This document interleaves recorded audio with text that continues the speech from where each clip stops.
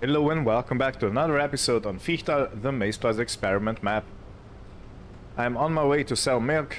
There is nothing else to do today, so I am gonna just skip another day and continue tomorrow. In September 3rd. Now I do wanna check if there is any way of getting grass cut and made into hay this year. Since grass has not yet regrown and sugar beet is not gonna be ready to harvest until next month, so in October.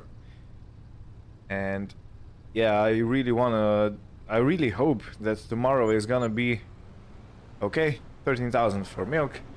I really hope tomorrow is gonna be grass ready for cutting, otherwise I'm just gonna cut it as is. I'm not gonna wait for it to regrow the whole way, because then I'm not gonna have enough time to produce said hay.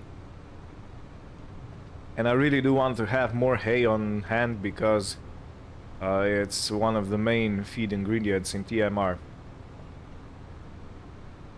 Okay, anyway, I'm gonna get back to the farm, I'm gonna skip a day, and we'll see you when I am selling another load of milk.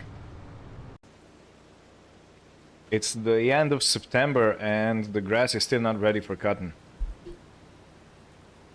So, let me check the weather. Oh yeah, and our cows are basically out of food. So it was 44,000 liters in the previous days, so they use more than 22. Or around 22,000, so that means it won't last our cows for another day. I desperately need to feed them again. But yeah, I wanted to check the weather. Let me see how it's gonna be. So, okay, 19 degrees. October 23 degrees. Okay, so October 1st and 2nd are still good for making hay. And there is gonna be some wind, but not much. 2 kilometers per hour north wind, I think, or south wind. And 3 kilometers per hour northwest direction of wind. Or maybe it's gonna blow from this side. I'm not sure. Anyway, yeah, today it's gonna be sunny though, but I do wanna wait for the grass to regrow, because it's gonna give us more of product, or more hay. And so I'm gonna use this day to go buy another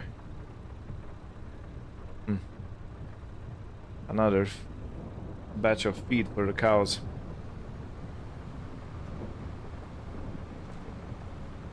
You know what, maybe I could buy some freshly cut grass or something from another farmer, or maybe from the store. I'm not sure if they have anything like that. That might be an option, because yeah, TMR is fairly expensive.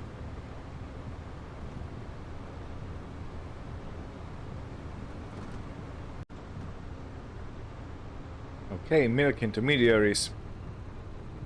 It's gonna be probably another 13,000 for the milk, somewhere around there. The prices don't fluctuate that much. At least they don't seem to.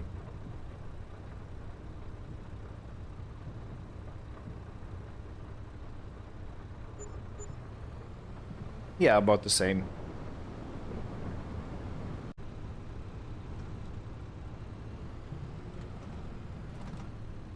Alright, so I'm gonna go to the shop and buy a bit of feed.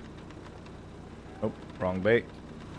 I need this one because I want the flatbed trailer. Yeah, I will get a bit of feed and give it to our cows. Just to get us through for a month or so. And if they use around 22,000, we would need around 60,000 liters of feed to get us through the month.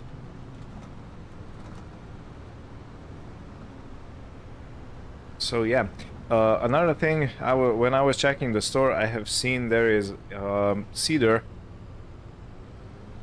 on sale. It's a Montana seeder. It actually works basically the same as ours, except it doesn't really have that rotating cultivator in the front. But it's a whole lot lighter and it's a whole lot easier on the engine. So I'm thinking of exchanging it. And if I sell my existing seeder, the whole complement of the power harrow and the seeder part, we should be left with some money extra. Let me turn off the lights. I know they are LED and they don't use that much power, but it's better safe than sorry. Okay, so let's see. If I want to have grass silage, maize silage, alfalfa silage, clover silage, okay, all the silages have the same price. So let's go with 3.5, that's 28 cubic meters. Let's buy this, and let's go with clover. Do I have clover hay? Yeah, I have clover hay. Let's get 8 of these. And since they are gonna be loaded straight into the cow feeding trough, I am not worried with spiking these with a spike. So, you know, silage, you don't want to spike it because it can start rotting inside. But if you are planning to use it straight away, there's no really downside to this.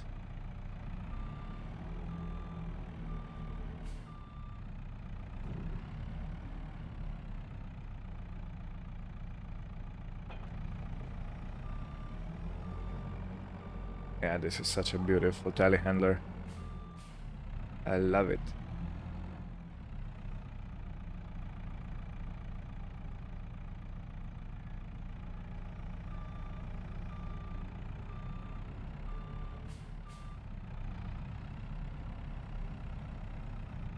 Okay, so let's see.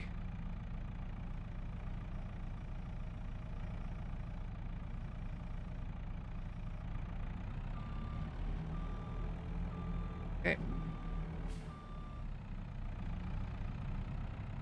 So yeah, this right here should last us for a whole month. And if I see the levels of, what's it called? The moisture food and the power food. The moisture food, we used carrots previously. But you can use brewer's grain or beet pulp. And I think I can actually buy it at the silo. At the animal selling point, so at the animal dealers. If you remember, I visited them maybe 2 episodes ago when I wanted to buy some TMR, but they don't sell it, but they do sell beet pulp and other stuff like that. So yeah, I can simply go there with the trailer, load it up and drop it into the feeding trough. And I think that way it's never gonna run out, because that's gonna be a lot of it.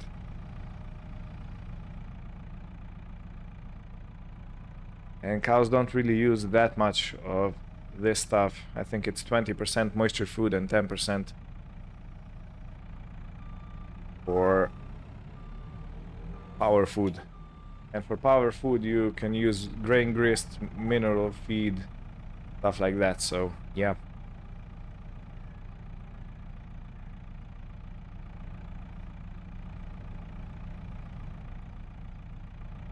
This is a really nice telehandler. Nice and strong. Big also. Heavy. Doesn't have problems lifting heavy stuff like this. Silage is usually not very light. Okay, let me just push it. Yeah, it has plenty of power.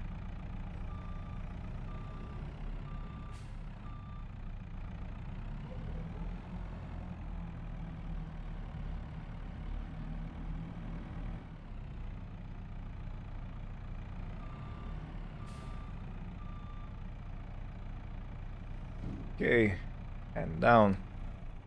Engine off. Let me close the doors. Beautiful. Okay, now let's throw some straps over this. Really wanna keep it in place.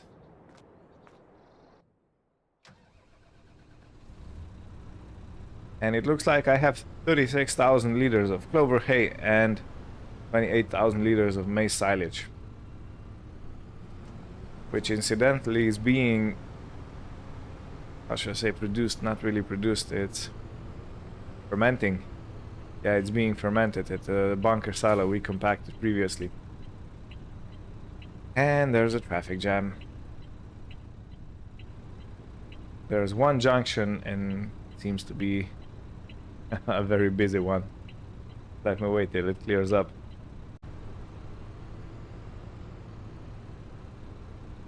Okay.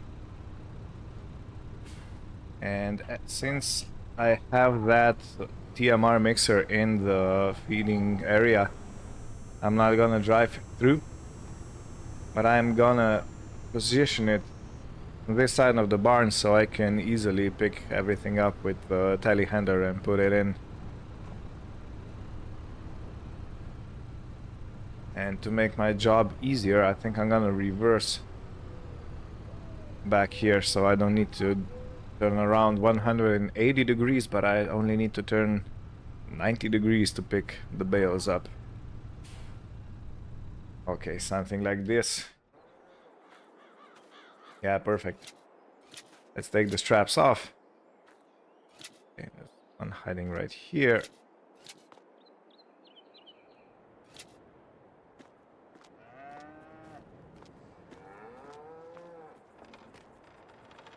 Let's open this, and I do want to take covers off. How do I? Okay, I need to be a little bit further back. We don't want to feed any plastic to our cows.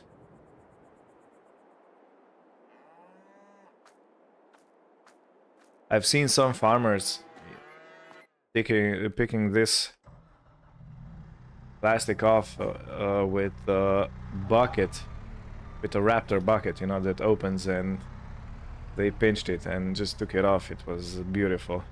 The skill.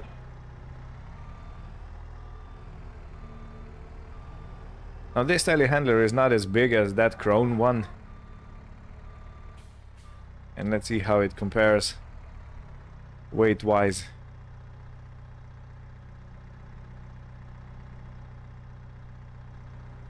Yeah, it can lift bales easily. Awesome.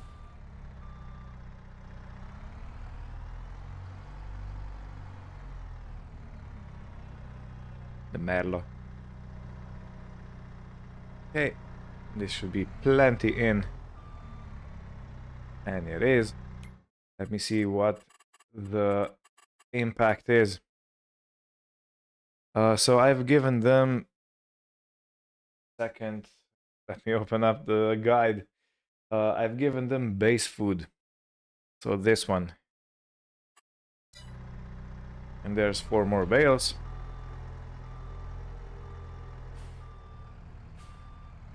And the hay is considered as roughage. I'm not exactly sure what roughage means per se. And I have to do some research on that one. If you know, please let me know, because I am interested in things like that, but yeah.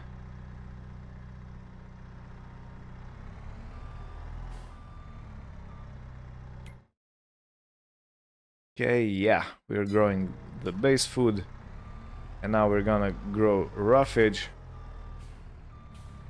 I'm not exactly sure how close to the edge we are with the power food and moisture food. So I'm gonna leave them as they are. Let me see. So roughage, moisture food, yeah, but they are pretty low. Do I wanna test it out? I actually don't wanna test it out. I wanna have content animals.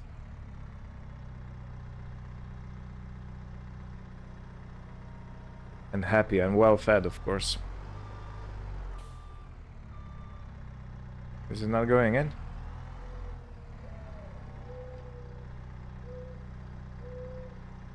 Oh no. I have checked the guide again. It's alfalfa hay or regular hay. Okay, so I've done messed this up. I'm gonna take it back to the store and try to convince them to exchange the bales. Because the price is the same, but yeah. Well, that's a mistake on my part.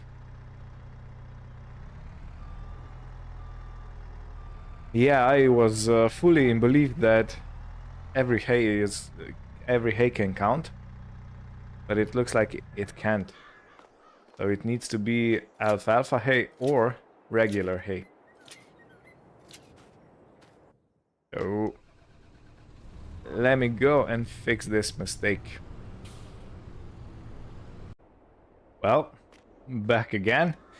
So yeah, the shop has agreed to exchange the bales because, you know, I only took them for a ride up and down. But for roughage food, I mean moisture food, I am gonna get, let me think, 2 pallets of carrots. Let's go with this. That's 2000 liters. Yeah, that should be good for sometimes. And I need, where is it? I need not concentrate feed, but mineral feed. Again, let's go with 2. And I believe this is gonna be it as spending wise for the feed is concerned. Again, let me load the things. First, I need to take them off the trailer.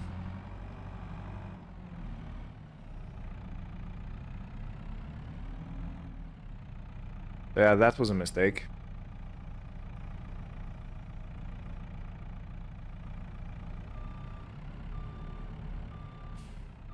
Let me put these bales somewhere around here so I don't mix them up with our alfalfa.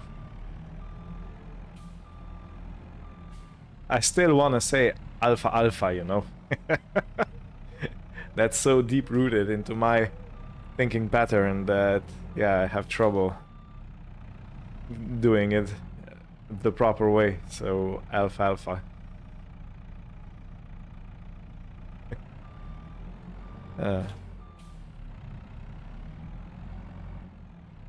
Okay, and boink. Yeah, it's alfalfa.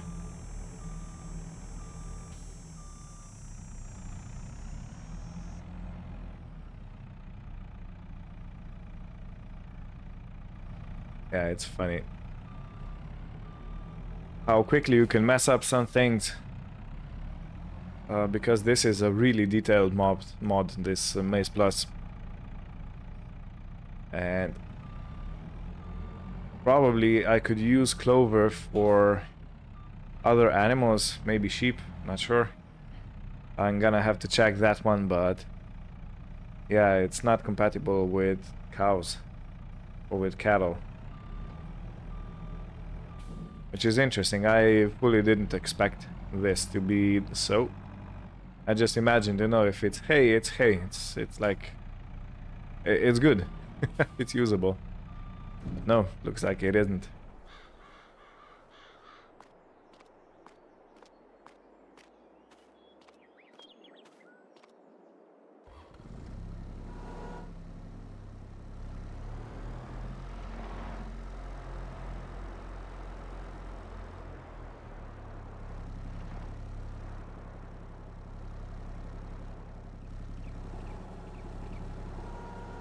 Let me use the old trick of aligning pallets by pushing them.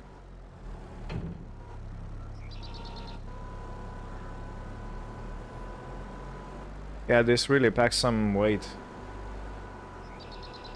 As you can see how forklift tilts or tips forward.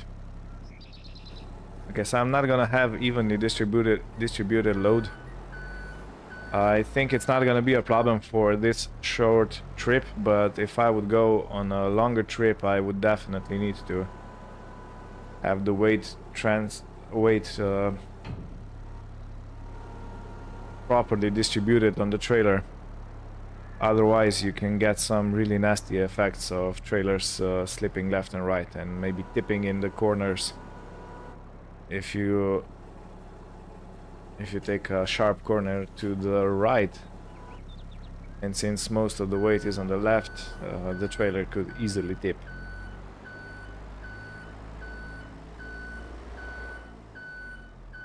So yeah, always be smart when loading your trailers or trucks or whatever you're using in your life. It doesn't pay off to take shortcuts. Okay, well, let's go to the farm. So the thing I love about this mod is that you can purchase every feeding type you need, every type of feed for your animals. So if you get in a pickle like I am, because I don't have the right ingredients, or I should rather say I do have the right ingredients, but I want to use a realistic mix, and therefore I don't have the right ingredients. So yeah, it's a really nice thing that it gives you options.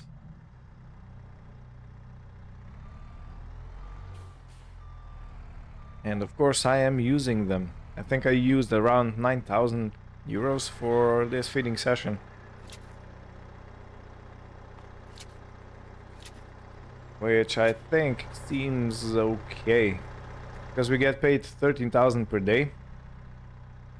Or around 13,000 per day, and in a month that's not, that's a bit, I think it's 42,000, yeah. 42,000 per month.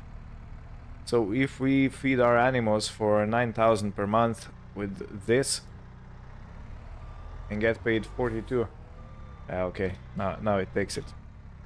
Let me just help these two bales down like this. Cool.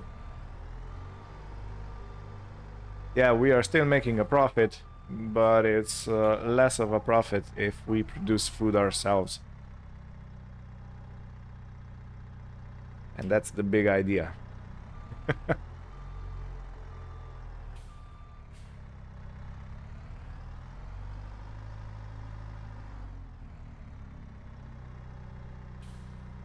Okay, now it's probably gonna save, of course. So we are at around 84,000, okay. So if we use 22, that should last us for around 4 days, but let's say 3 days, that's 1 month total. I still need to give them moisture food and mineral feed. But that calls for changing my tool in this telehandler.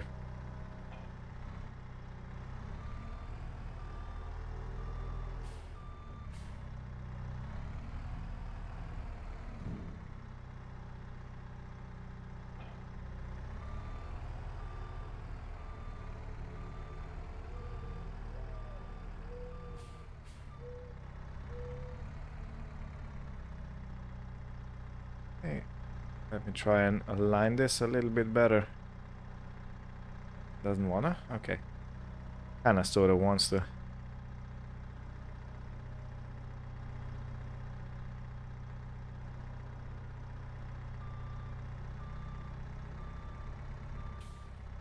So 2,000 liters of carrots. This is going into moisture food category, which contains around 20%.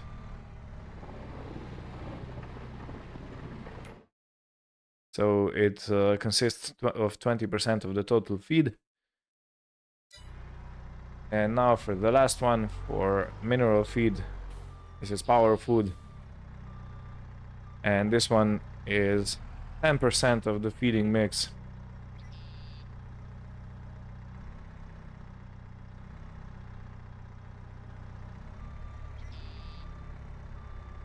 Yeah, I really don't like when me show you what I mean. When this starts clipping down, as you can see, this pin should be in the hole. I'm gonna show you when it's empty because, yeah.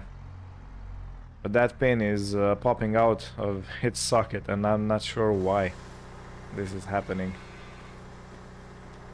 It's probably too heavy of a load for this fork, but yeah. Yeah, you can see this pin should be in this hole and it shouldn't move out of it. And for some reason it's moving out of it, so yeah. Anyway, let's say that feeding is done. And this is gonna be it for this episode. So we sold 2 trailer loads of milk. We set our cows feeding in order because it was running very low. But no, actually I said I'm gonna exchange my seeding apparatus. Yeah, of course, let's do that. So this Montana seeder is very nice. I have used it in other games, I mean in other maps, and I was very happy with it. It folds up neatly, so it's not, you know, a huge wide implement. It's actually 6 meter in width when it's all unfolded into the working position. So I think that's even more than we have at the moment, which again is an improvement, and it costs less than the whole contraption we have right now. Okay, had another sneeze attack. Creep up from behind. Ah.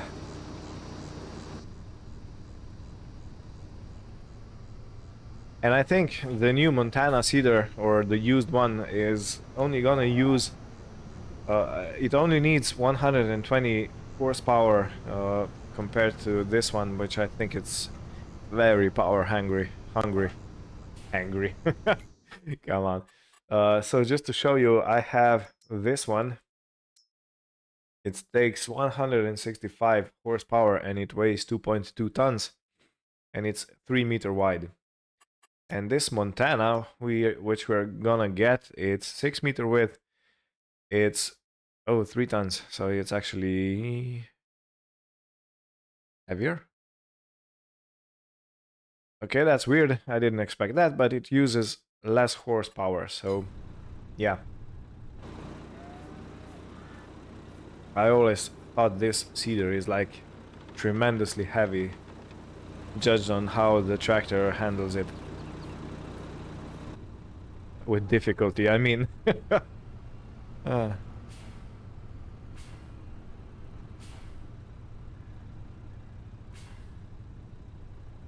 this should be good.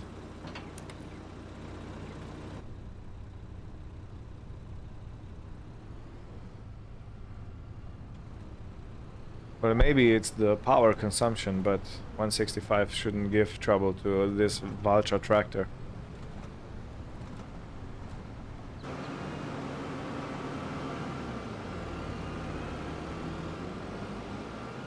And it's quite a long seeder, because it has that power harrow in the front and then the seeding part at the back, but yeah. It's gonna be an upgrade, I think.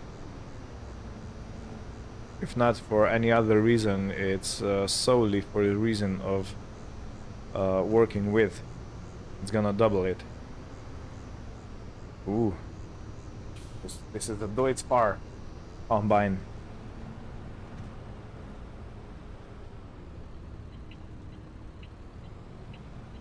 Also a beautiful machine. It's the brother of our beautiful machine.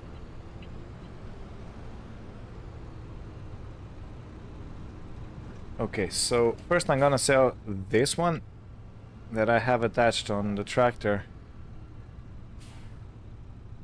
And then I'm gonna buy the new one.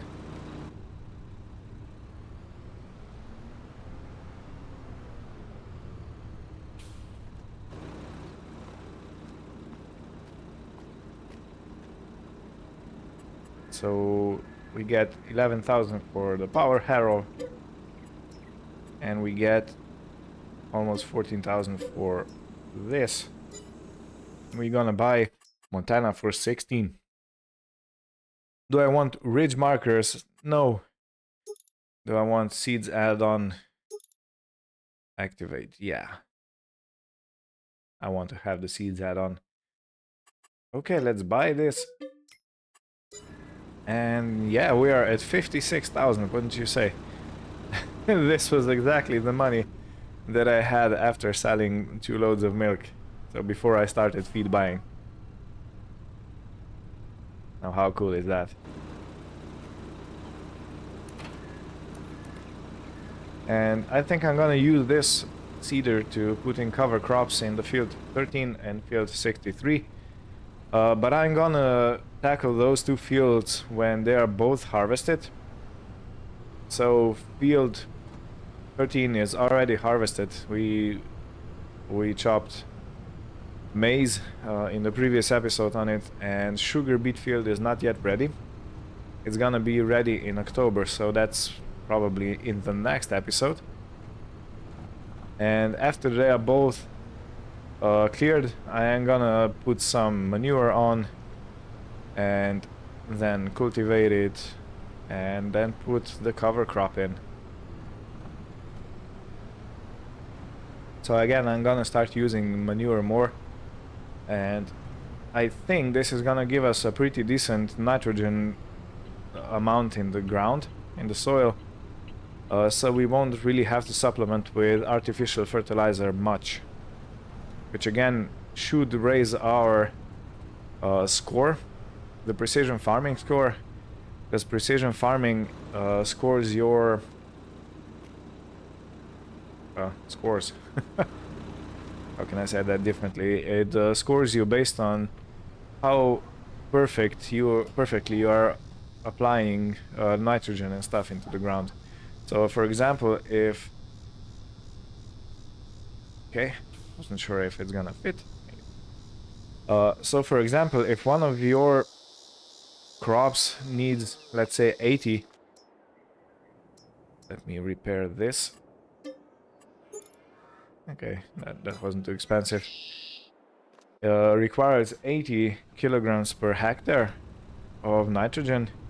Then, and if you put 100 or 120 liters or kilograms, you actually are overdosing soil with nitrogen, and it's gonna score you lower than if you have the perfect amount for that crop. So if you understand, if I have a crop, if I put more nitrogen in the ground that the crop requires, I'm gonna get a lower score. This is plainly said, but it's a cool feature. It actually gives you some incentive of why take trouble in delivering perfect amount in the ground. Okay, so with this, I'll thank you for watching, and we'll see you in the next episode when we probably start sugar beet harvest. That's gonna be a doozy. Bye bye.